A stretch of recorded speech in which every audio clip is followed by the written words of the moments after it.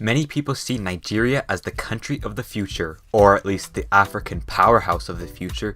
They're making a very fair bet.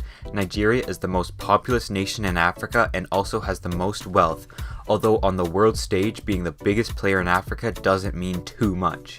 It's the China to China, they say, a country with a huge, cheap population that jobs can easily be outsourced to. The Americans gave their jobs to the Chinese and then watched the insane rise of China, so it's only right to assume that as China gives more of their jobs to Nigeria, it will experience the same type of growth. Will Nigeria follow this path, or are there other factors at play? How will Nigeria face against the future? The first thing you see when you look at Nigeria is that Nigeria, how is the actual land? It consists of anything ranging from desert to tropical forest, but like a well-organized country, the geography is sorted neatly. Nigeria is essentially a gradient from desert in the north to tropical in the south, with savanna in the middle and transitional regions all in between. And if you think most people would live in the savanna, you'd be wrong. Even though honestly the savanna is the easiest part to live in, the most dense areas in Nigeria are north of that in the Sahel and especially to the south on the coast. The dry north and wet south both have issues when it comes to food production.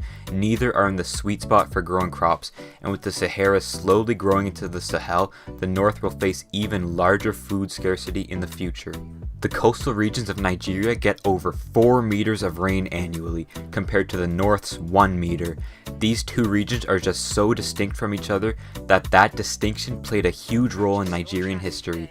Different ethnic groups, cultures, and religions are split in Nigeria from north to south. The geography is just not a great unifier. On top of that, look on the outskirts of Nigeria. It has no natural borders to create a unified, cohesive Nigeria, except for the mountains on the border with Cameroon.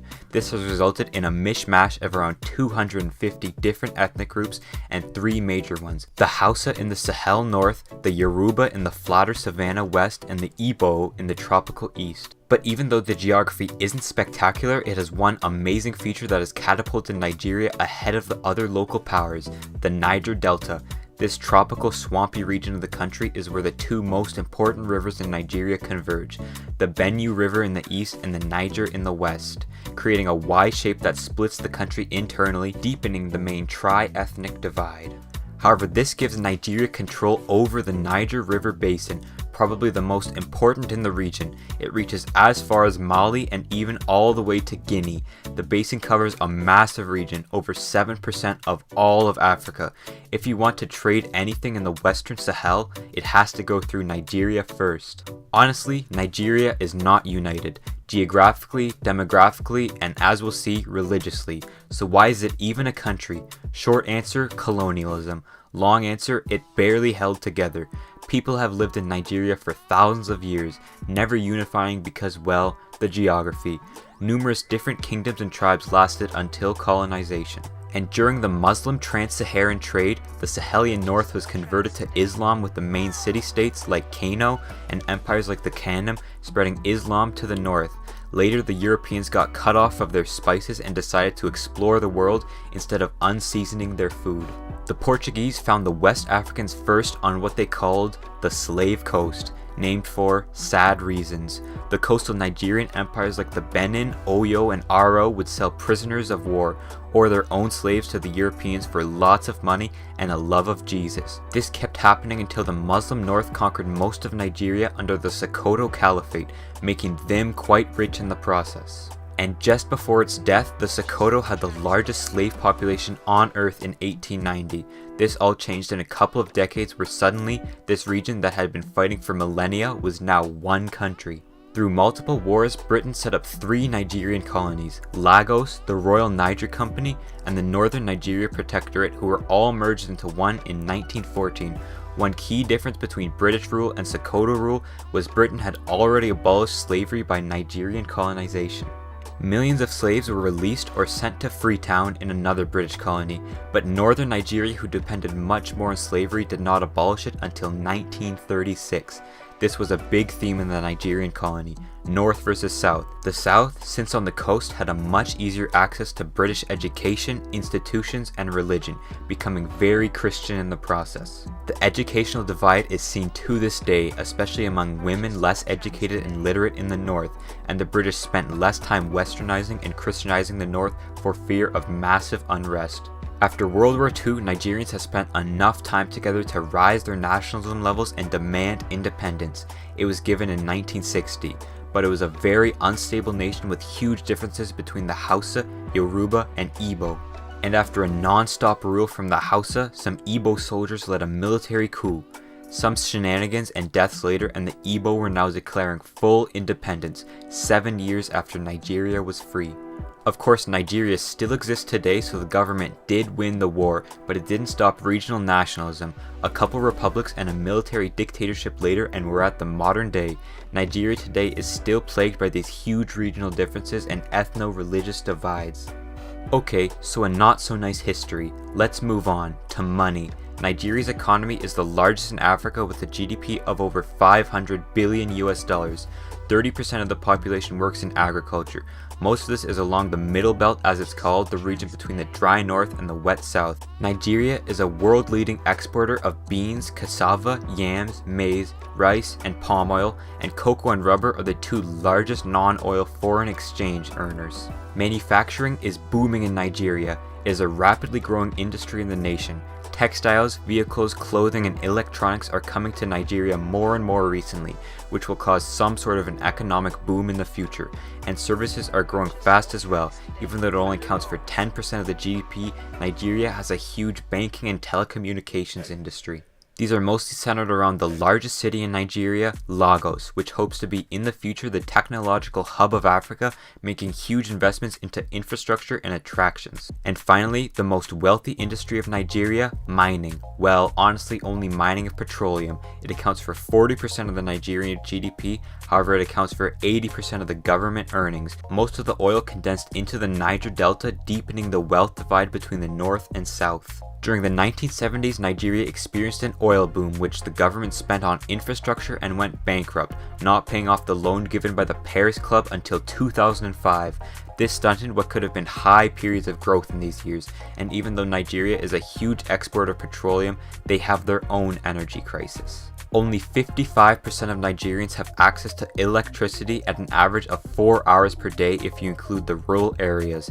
And beyond electricity, only 2/3 of Nigeria have access to water, and healthcare is even less. That's an extreme problem, especially when your country has over 200 million citizens. You're talking about tens of millions without access to utilities and resources.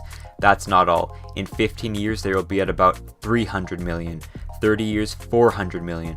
45, 500, 60 years, 600, and by 2100, there will be about 730 million Nigerians, still barely slowing down. In 1950, Nigeria only had 30 million people. That is insanely fast growth that will undoubtedly cause unrest and pressure on food, water, energy, and housing supplies.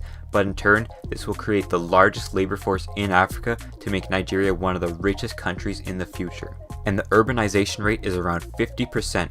The largest cities in Nigeria like Kano, Ibadan, Port Harcourt, and especially Lagos will have to grow and sprawl like crazy to fit all these new unborn Nigerians into them. Will this insanely fast growth allow an insane growth in industry enriching Nigeria, or will the growth crack the Nigerian system and lackluster infrastructure, splitting along its tri-ethnic divide? That's the biggest problem Nigeria faces. So is Nigeria the new China? The short answer, no.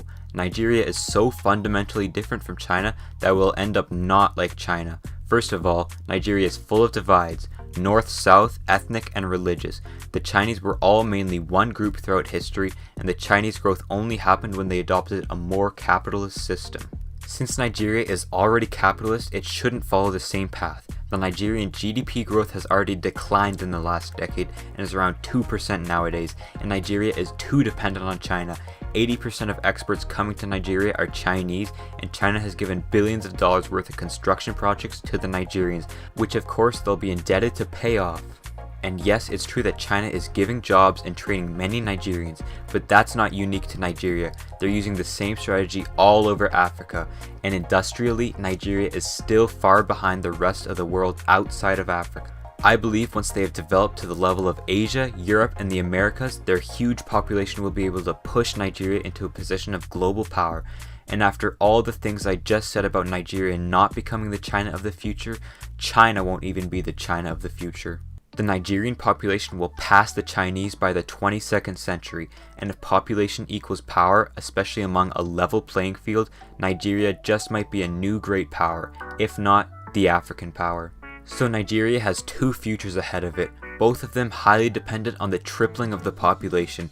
As a less developed country, Nigeria might not have the institutions, resources, and economy to handle an extreme spike in people. And with ethnic and religious nationalism still found among groups like the Hausa, Igbo, and Yoruba through its gruesome history and Y-shaped dividing rivers, I can unfortunately see some sort of bloodshed when unrest happens. But if Nigeria does develop, it could absolutely use its soon-to-be massive population and build up a major labor force, consumer market, and army to go through an insane economic transition to a first world nation.